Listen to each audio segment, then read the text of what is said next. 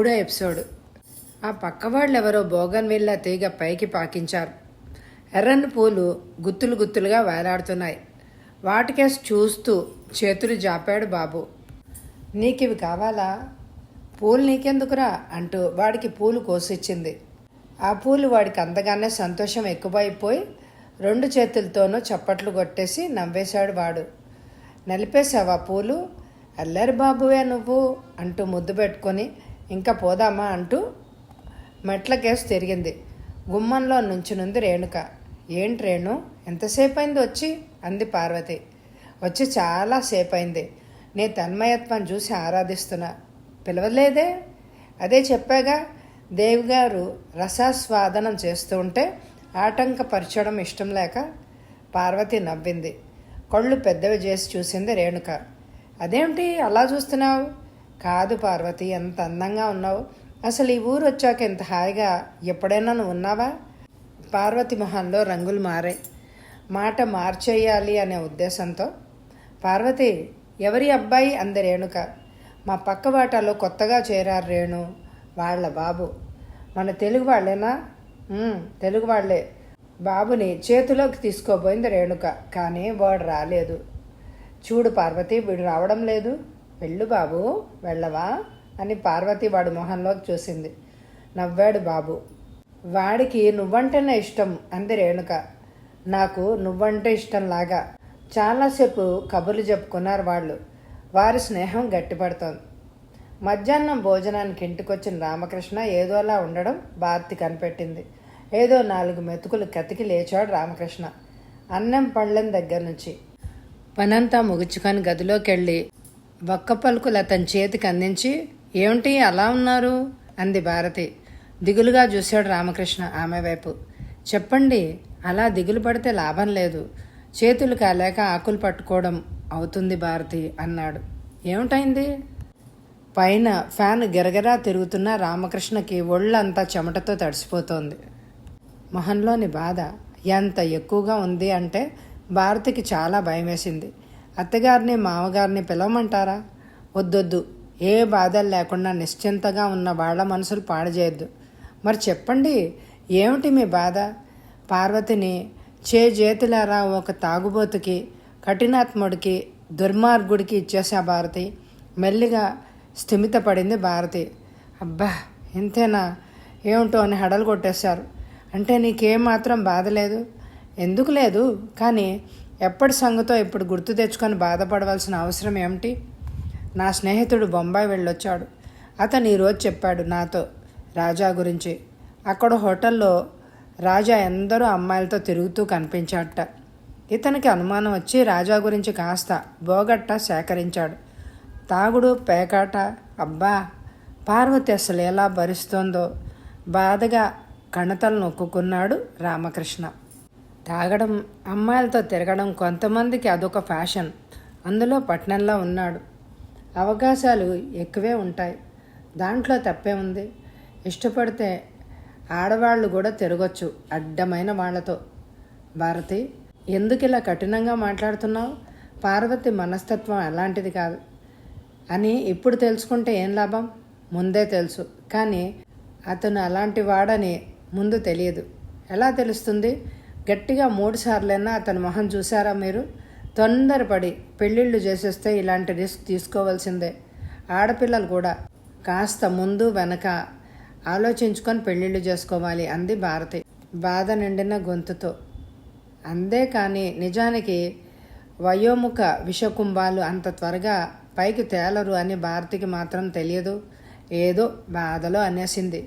అందంగా నొక్కుల జుట్టుతో, పొడుగ్గా, బలంగా, చక్కని కళ్ళు, ఎప్పుడూ నవ్వు చెరగని మొహంతో ఉన్న రాజారావులో కాస్త కూడా కఠినత్వపు ఛాయలు, దుర్మార్గపు ఆలోచనలు ఉన్నట్టు కొంచెం కూడా తెలియదు ఎవరికి. అంత తెలుసుకోగలిగిన తెలివితేటలు కూడా ఉండవు కొందరు ఆడపిల్లలకి. అలాంటి వాడిని చూస్తే కాస్త జల్సా పురుషుడు అయితేనే అన్నీ సర్ది చెప్పుకోగలరు కొంతమంది అమ్మాయిలు. కాస్త వాస్తవంగా భరించే స్థితి వచ్చేసరికి తెలుస్తుంది. అతను బయట ఎలా తిరిగినా భార్యతో కూడా కాస్త హాయిగా తిరిగేసి ఆవిడకు ఒక వ్యక్తిత్వం ఉన్నట్టు నటించినా చాలు పార్వతి లాంటి అమ్మాయిలకి. అంటే బయట ప్రపంచపు వాసనలు ఇంటికి తేడా లేకుండా ఉంటే ఎలాగో బాధపడకుండా జీవితం నెట్టేయగలరు. అమాయకంగా ఉన్న కొందరు ఆడపిల్లలు. గడుసుగా ఉన్న అమ్మాయిలకి ఏ బాధ లేదు. భర్త అటు విస్కీ తాగితే భార్య ఇటు షాంపెయిన్ తాగుతుంది. నువ్వెంత అంటే నువ్వెంత అంటుంది. ఇటువంటి భార్యలకు ఎంతటి వాడైనా జయించేస్తాడు. ఇద్దరు ఒకే తక్కెట్లోని వారే కాబట్టి. మొత్తానికి రాజా మనస్తత్వానికి సరిపడేది కాదు తన చెల్లెల మనసు అని చాలా ఆలస్యంగా తెలుసుకున్నాడు రామకృష్ణ. అతనన్నట్టు చేతులు కాలిపోయాయి. మందు భగవంతుడే వెయ్యాల్సింది. ఆ రాత్రి ఇద్దరికి నిద్రపట్టలేదు. ఒకే విషయంలో ఆలోచిస్తున్నారు ఇద్దరు. వారిద్దరి బాధ ఎంతెంతయి అన్నంత గడియారం ప్రతి గంటకి తమ పని తాను చేసుకుపోతోంది. ఆలోచనలతో సతమతమైపోతున్న భారతి ఇంకా పడుకోలేక మెల్లగా లేచింది. వెళ్ళి కిటికీ దగ్గర నుంచుంది. భారతి, ఇంకా నిద్రపోలేదు? లేదండి, నిద్ర పట్టలేదు. మంచం మీద లేచి కూర్చున్నాడు రామకృష్ణ. చూడు భారతి, మనిద్దరము ఒకసారి పార్వతి దగ్గరికి వెళ్ళొద్దామా? అదే బాగుంటుందేమో అని అనుకుంటున్నాను నేను కూడా. హోరుమని కుంభవృష్టి. పార్వతి హృదయంలాగే ఆకాశం కూడా ఘోషిస్తోంది. ఆగస్టు నెలలో బొంబాయిలో వర్షాలు పడతాయి. ఈ వానలో ఎంత చీదరగా ఉందో. ఆదివారమైనా రాజారావు ఇంట్లో ఉండడు. ఇంట్లో ఏ ఆకర్షణ లేనప్పుడు మగాడన్నవాడు బయటికి వెళ్ళక ఇంట్లో కూర్చుంటాడా అని నాగమ్మ సర్దుబాటు. ఇంత పొద్దున్నే హ్యాండ్ బ్యాగ్ ఊపుకుంటూ విలాసంగా కోల రావడం తడువు. రాజారావు ఆవిడని కౌగిలించుకున్నంత పని చేసి ఇద్దరూ కలిసి నవ్వుకుంటూ పార్వతికి టాటా చెప్పి టాక్సీలో వెళ్ళిపోయారు. టాక్సీ కనుమరుగు అయ్యేదాకా వీధిలో నిలబడిపోయింది పార్వతి. వాన ఉధృతం కాస్త తగ్గింది. మరో టాక్సీ వచ్చి ఇంటి ముందు ఆగింది. పక్కింటి వాళ్ళకు కాబోలని లోపలికి వెళ్ళబోయింది పార్వతి. పార్వతి గబుక్కున వెనక్కి తిరిగి పార్వతి ఆశ్చర్యపోయింది. విభ్రాంతితో నించుండిపోయింది. అన్నయ్య, వదినా, ఏంటి అలా చూస్తున్నావు పార్వతి? నేనే అంది భారతి దగ్గరకు వచ్చి. వదినా అంటూ భారతిని ఒక్కసారి వాటేసుకుంది. ఇద్దరి కళ్ళు చెమ్మగిల్లాయి. పార్వతికి దుఃఖం ముంచుకొచ్చింది, కానీ నిలదొక్కుంది. ఏమ్మా, కులాసాగా ఉన్నావా? వెంటనే అన్నగారు మొహంకేసి చూసి దగ్గరికి వెళ్ళి కన్నీళ్లు పెట్టేసుకుంది. తల మీద చెయ్యేసి నిమురుతూ, లోపలికి పదమ్మా. అప్పటిదాకా ఇంటికొచ్చిన వాళ్ళని లోపలికి రమ్మనాలి అనే ధ్యాస కూడా లేదు పార్వతికి. గబగబా కళ్ళు తుడుచుకుని, రా అన్నయ్య లోపలికి, వదినా అంటూ లోపలికి నడిచింది పార్వతి. మాటలు వినబడినట్లు అయ్యి నాగమ్మ యువతలకు వచ్చి చూసింది. ఓ మీరా అంటూ అరక్షణం చూసి, నాకు పనుందమ్మా అంటూ వెళ్ళిపోయింది లోపలికి. నిర్ఘాంతపోయాడు రామకృష్ణ. భారతి ఇంటికొచ్చిన అతిథులను పెద్దావిడ ఇంటి అత్తగారు అయి ఉండి పలకరించే విధానం విభ్రాంతిని కలిగించింది ఇద్దరికి. పార్వతికి తల కొట్టేసినంత పనైంది. ఆవిడ పనిలో ఉన్నారు వదిన. సర్దపోయింది పార్వతి. అర్థమైంది పార్వతి, ఇంకా నువ్వేమీ చెప్పనవసరం లేదు అనునయంగా అంటూ పార్వతి తల మీద నిమిరింది భారతి. కావలసిన మంచినీళ్ళు తెచ్చిపెట్టు పార్వతి అన్నాడు రామకృష్ణ. అలాగే అన్నయ్య, మీరు అలా కూర్చోండి అని సోఫా చూపించింది. లోపలికి వెళ్ళి మంచినీళ్ళ చెంబుతో సహా వచ్చింది పార్వతి. నాగమ్మ కూడా పార్వతి వెనకాలే సావిట్లోకి వచ్చి ఓ కుర్చీలో కూర్చుంది. పార్వతి తెచ్చిన మంచినీళ్ళ గ్లాసు అందుకుంటూ, కులాసాగా ఉన్నారా పిన్నిగారు అంది భారతి. కులాసానేనమ్మా, అదే కులాసాను. మనిషి ప్రాణానికి సుఖమేది. నేనా మంచిదాన్ని, తెల్లనివన్నీ పాలు, నల్లనివన్నీ నీళ్లు అని అనుకునేదాన్ని. ఏమిటోనమ్మా, ఈ పెళ్ళి నాకు మా అబ్బాయికి సుఖం లేకుండా చేసింది అంది నాగమ్మ దీర్ఘాలు తీస్తూ. రామకృష్ణ, భారతి ఇద్దరూ బిగుసిపోయారు. వాళ్ళకి ఏం సమాధానం చెప్పాలో వెంటనే తోచలేదు. వెర్రిగా ఆవిడనే చూస్తున్నారు. ఇంతలో రాజారావు వచ్చాడు. రాగానే అతిథులను చూశాడు. రాజారావు రాగానే రామకృష్ణ లేచి, బావగారు నమస్కారం అన్నాడు. అంటూ నమస్కారం చేసి ఇష్టం లేనట్టు మొహం పెట్టి, రాణి పర్సులు అందుకో అన్నాడు పార్వతి వైపు తిరిగి. లోపలికెళ్ళి పర్సు తీసుకొచ్చి రాజారావు చేతికి అందించింది. ఒక్కసారి అలా లోపలికి వస్తారా అంది. ఏంటి, ఎందుకు? నాకు అవతల చాలా పనుంది, త్వరగా చెప్పు అన్నాడు లోపలికొచ్చి. మావాళ్ళు వచ్చారు, ఇవాళకి ఉండిపోకూడదా?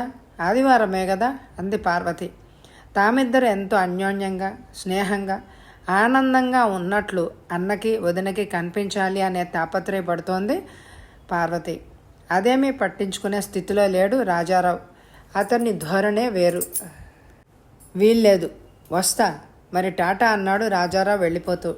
టాక్సీలో ఉన్న మరో మనిషి ఆడపిల్ల అన్న సంగతి సునిశ్చితంగా విషయాలు ఆకళింపు చేసుకునే భారతి దృష్టిని దాటిపోలేదు. వాడికి చాలా కోపంగా ఉందమ్మా. ఇంట్లో ఏ వస్తువు లేదు, మీరేమీ పెట్టలేదు. 4 డబ్బులు మొహాన్ని కొట్టి మరేమీ ముద్దు ముచ్చట తీర్చకపోతే ఎలాగా? మీరే చెప్పండి అంది నాగమ్మ. ఇంత పెద్ద డాక్టర్ అయి రామకృష్ణకు నోట మాట రాలేలేదు. 20,000 నాగమ్మ దృష్టిలో 4 రాళ్లేనా అని అనుకుంది భారతి. అనుకుంటుండగానే సమాధానం చెప్పింది. ఏం కావాలంటారు అన్నయ్య గారు? మీరు చెప్పండి, మేము అందిస్తాం వీలైతే. వదినా, చిన్నపోయింది పార్వతి. రాజారావు విలువ తమ్మవైపు వాళ్లలో ఇంకా తగ్గిపోతోంది. నువ్వు ఊరుకో పార్వతి. చెప్పండి పిన్నిగారు, ఏం కావాలి అన్నగారికి? పార్వతిని మందలించింది. నాగమ్మని మళ్ళీ అడిగింది భారతి. చూడమ్మా, ఇక్కడ అందరిళ్లలో ఫ్రిడ్జులు, రేడియోలు, మంచి సోఫాలు, పరుపులు, మంచాలు అన్నీ ఉంటాయి. అన్నీ కావాలనుకుంటాడు వాడు. స్కూటర్ కూడా కావాలనుకుంటున్నాడు. అత్తవారి వైపు నుండి వస్తుందేమోనని చూశాడు. వాడి కర్మ, దురదృష్టం. ఒక్క కోరిక తీరలేదు. భారతికి ఎంత ఒళ్ళు మండుకొచ్చిందో. డబ్బు 20,000 ఇచ్చాం కదా పిన్నిగారు, కొనుక్కోవడానికి తీరిక లేకపోయిందా? లేక మంచివి కొనడానికి తెలియకపోయిందా అన్నగారికి అంది భారతి అతి నింపాదిగా. అదేంటమ్మా అలా అంటావు? అందరూ ఇస్తారు ముష్టి డబ్బు. డబ్బు ఇవ్వడమే గొప్ప. డబ్బిస్తేనే అయిపోతుందా? ముద్దు ముచ్చట తీరాలి కదా. ఏమిటో వాడి అదృష్టం. ముక్కు ఎగ్గబీల్చింది నాగమ్మ. సరేలేండి, డబ్బు లేకుండా ముద్దు ముచ్చట వస్తాయా చెప్పండి. చెప్పండి ఎంత కావాలి అంది భారతి కాస్త వేళాకోళంగా. డబ్బు డబ్బు అంటావేంటమ్మా భారతి? ముద్దు ముచ్చట తీరాలి కానీ డబ్బెవరు అడిగారు? ఆ ముద్దు ముచ్చట, రేడియో, ఫ్రిడ్జేనా? ఇంకా ఏమన్నా ఉన్నాయా? కోరికలు తీర్చుకోవడానికి డబ్బు లేకపోతే ఎలాగనుకున్నారు పిన్నిగారు అంది భారతి గట్టిగా అసహనంతో. రామకృష్ణ ఇంకా మాటలకు అవకాశం ఇవ్వలేదు. భారతి పద అన్నాడు లేచి. నాగమ్మ గొణుక్కుంటూ లోపలికి వెళ్ళిపోయింది. నెట్టూరుస్తూ భారతి కూడా లేచింది వెళ్ళడానికి. అన్నయ్య వెళ్ళిపోతారా అంది పార్వతి నీళ్లు నిండన కళ్ళతో. ఒక్కరోజు కూడా వాళ్ళ అన్నకి అన్నం పెట్టలేని తన అసమర్థతను చూసుకుని అసహించుకుంది పార్వతి. భర్త అత్తగారు ఒక్కసారి కూడా వాళ్ళని భోజనానికి ఉండమని అనలేదు. తనెలా పిలుస్తుంది? ఏమని మాట్లాడుతుంది? ఎక్కడికి వెళ్తారన్నయ్య? హోటల్లో దిగాం పార్వతి. నువ్వేం బాధపడకు, సాయంత్రం వస్తాం. రాజారావుని ఇంట్లో ఉండమను, వచ్చి అన్నీ మాట్లాడతాను. అన్నయ్య, నేనేమీ నువ్వు ఇవ్వలేదని బాధపడలేదు. నువ్వు నాన్నగారు ఇవ్వవలసినంతా ఇచ్చి చేయవలసిందంతా చేశారు. ఏ ఆడపిల్లకి ఇంతకంటే ఎక్కువ జరుగుండదు. నాకేమాత్రం మీ పెట్టుపోతల్లో అసంతృప్తి లేదన్నయ్య. ఇది నువ్వు నమ్మితే చాలు. పార్వతి గొంతు గాద్గదికమైంది. నాకు తెలియదా నీ మనసు పార్వతి? ఎటొచ్చి అపాత్ర దానం జరిగిపోయిందమ్మా, అంతే. పదండి వెళ్దాం, సాయంత్రం వద్దాం అంది భారతి రామకృష్ణతో. పార్వతి వైపు తిరిగి అంది భారతి. వెళ్తాం పార్వతి, నువ్వు ధైర్యంగా ఉండు. పరిస్థితులు వీలైనంత వరకు చక్కబెట్టే వెళ్తాం. ఆ సాయంత్రం రేణుక, మధు పార్వతిని చూడ్డానికి వెళ్ళేసరికి ఎవరో కొత్తవాళ్ళు కనిపించారు. వీళ్ళని చూడగానే పార్వతి నవ్వుతూ ఎదురొచ్చి, రండి, మా అన్నయ్య వదిన వచ్చారు అంది. అలాగా, నమస్కారం అండి అన్నారు రేణుక, మధు రామకృష్ణని భారతిని చూసి. అన్నకి వదినకి వాళ్ళిద్దరినీ ప్రాణ స్నేహితులుగా పరిచయం చేసింది పార్వతి. రామకృష్ణకి భారతికి మధు ఎంతో నచ్చాడు. రేణుక కలుపుగోడు తన ముచ్చట పడ్డారు. అందరూ కబుర్లు చెప్పుకుంటూ రాజారావు కోసం ఎదురుచూస్తున్నారు. నాగమ్మ ఇంట్లో లేదు. పార్వతి సాన్నిధ్యంలో మధుకి మాటలే రావు, ఎప్పుడూ ఆరాధనే. మా పార్వతి చాలా అమాయకురాలు మధుబాబు. ఎలా అయిపోయిందో చూసారా? ఆ కళ్ళు జీవంతో కళ్ళకళ్ళాడేవి. ఎలా ఉందో? హృదయంలోని ఆవేదనని ఇంకా మాటల్లోకి మార్చకుండా ఉండలేకపోయింది. అందులో మధుని, రేణుకని చూస్తుంటే ఇంకా ఆపుకోలేకపోయింది. నాగమ్మ పెత్తనానికి వెళ్ళింది కాబట్టి సరిపోయింది. లేకపోతే ఈ మాటలకి ఎంత గొడవ చేసినో అనుకుంది పార్వతి.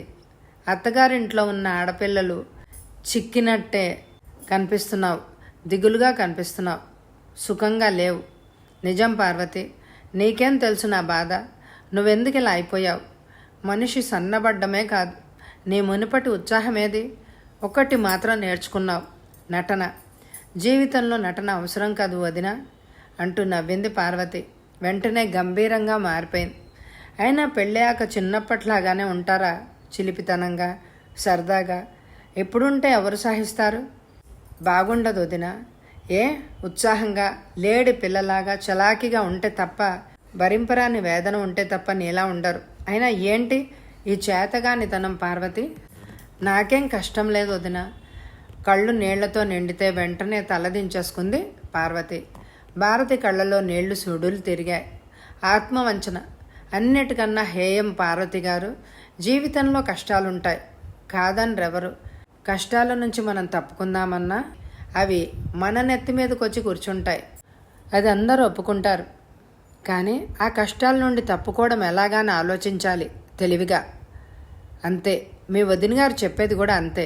ఏమంటారు అన్నాడు మధు భారతి కేసు తిరిగి. అవును, నేననేది కూడా అదే. ఆవులా సాధువుగా ఉందామని అనుకుంటే ఎలాగా?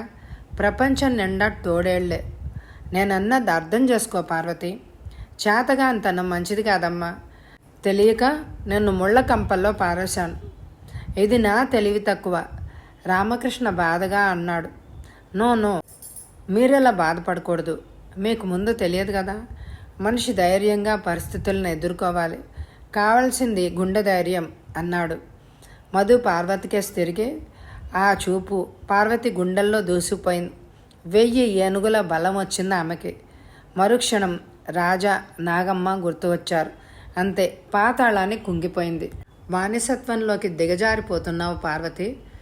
ఆవు కూడా అంత సాధువై ఉండి 4 గోడల మధ్య బంధించి కొడితే కొమ్ములతో పొడవడానికి వస్తుంది. అలాంటిది ఎలా భరిస్తున్నావు? ఇంత చేతగాని దాన్ని అయిపోయావేంటి? అవును వదినా, అవును, నేనంతే. నాకేమిటో భయం, అంతే. నాకెవరూ లేరు. పార్వతి కళ్ళు వర్షించేస్తున్నాయి. రామకృష్ణ కలగజేసుకుని, ఎందుకు దాన్నలా వేధిస్తావు భారతి? ఇది నా అపరాధం. మనమే చెయ్యాలి ఏదైనా చేస్తే అన్నాడు. వద్దన్నయ్య, వద్దు. ఎవ్వరూ ఏమీ చేయనక్కర్లేదు. నేనే అనుభవిస్తాను. ఇది నా కర్మ. ఇలాగే కుంగి కృషించి నశించిపోతాను. పార్వతి ఎంత నిగ్రహించుకుందామనుకున్నా ఆగడం లేదు ఆ కన్నీటి ధార. అంతవరకు పార్వతి పక్కనే మౌనంగా కూర్చునే ఉన్న రేణుక గబుక్కున్న పార్వతిని తన వైపుకు లాక్కుని, పార్వతి, అలా వీల్లేదు. నువ్వు నా ప్రాణం. నిన్ను చూస్తూ చూస్తూ నశింపజేస్తానా? కాదు. ఇంతమంది ఉండి ఏం చేయలేమా అంది. ఏం చేయలేరు రేణు. ఎవ్వరూ ఏమీ చేయలేరు. భగవంతుడు తప్ప ఎవ్వరూ ఏమీ చేయలేరు. వీధిలో గలగలమని సందడి. నాగమ్మ, రాజారావు మాట్లాడుకుంటూ లోపలికొచ్చారు. గబగబా కళ్ళు తుడిచేసుకుంది పార్వతి.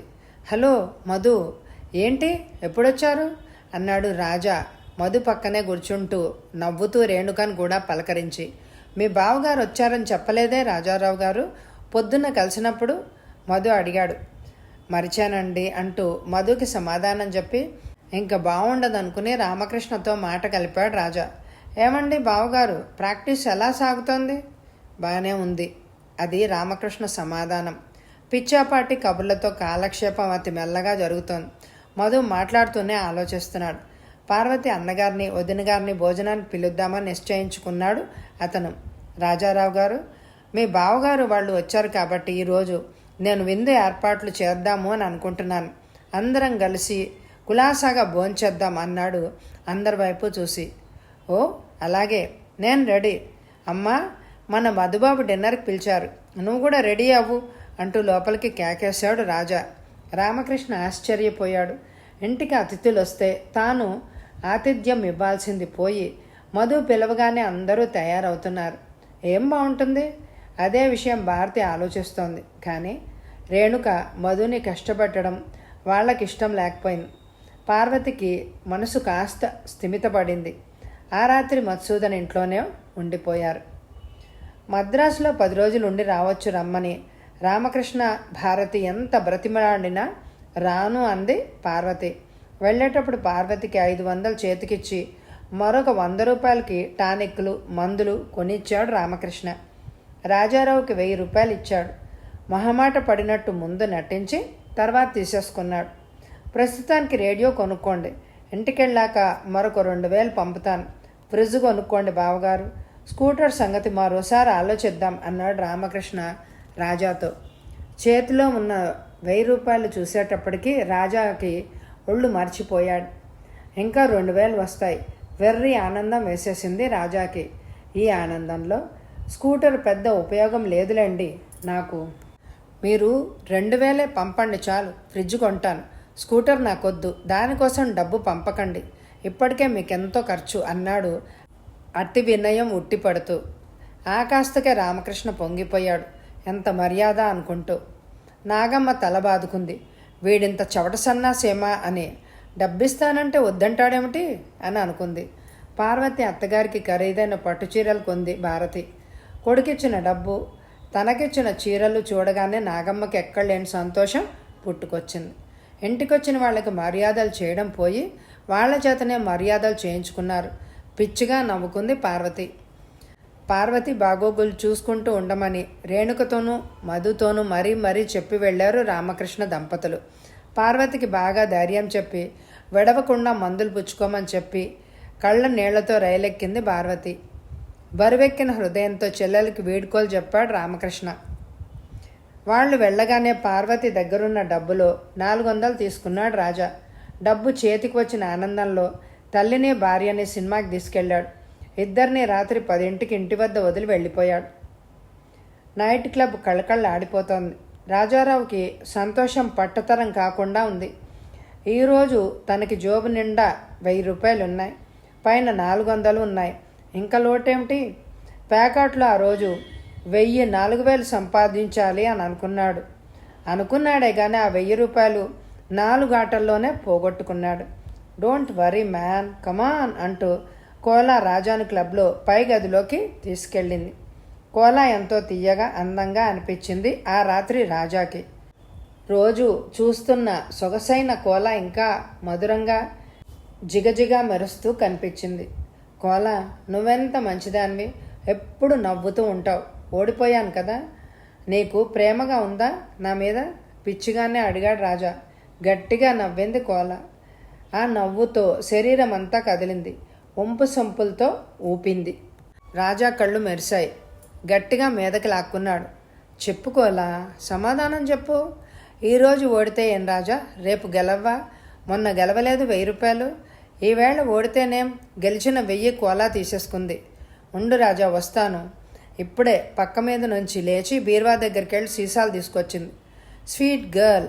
దూరం నుండే ఒక కిస్సు పారేశాడు కోలా మీదకి. రాజా నోటికి మధుపాత్ర అందించింది. ఓ చేత్తో కోలాను పట్టుకునే మరో చేత్తో గ్లాసులు ఖాళీ చేస్తున్నాడు.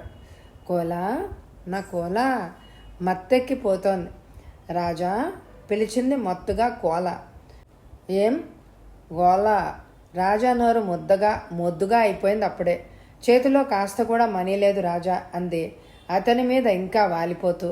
కోలాను పట్టుకుని ఒళ్ళంతా తడుముతూ, ఎంత కావాలి చెవిలో అడిగాడు. 500 కావాలి రాజా. ఇప్పుడే కాదు, రేపు ఇవ్వచ్చులే. అతని చేతిలో మైనం ముద్దలాగా కరిగిపోయింది ఆమె. 500 లేదు కోలా, 400. ఇదిగో తీసుకో. అదే నా భార్య అన్నలేడు, వాడు నాకు కావలసినంత ఇస్తాడు. రా దగ్గరగా, ఇంకా దగ్గరికి రా అంటూ అదో అనుభవం, అదో నిష అనుకున్నాడు అతను. రాజాకి ప్రస్తుతం కోలా అంటే విపరీతమైన మోజు. అతనికి ఎందరో అమ్మాయిలతో, క్లబ్ డాన్సర్లతో పరిచయం. కానీ బాగా చనువుగా రోసీతో ఉండేవాడు. కానీ రోసీ ఇప్పుడు పాతదైపోయింది. అతడి దృష్టిలో ముసల్దైపోయింది.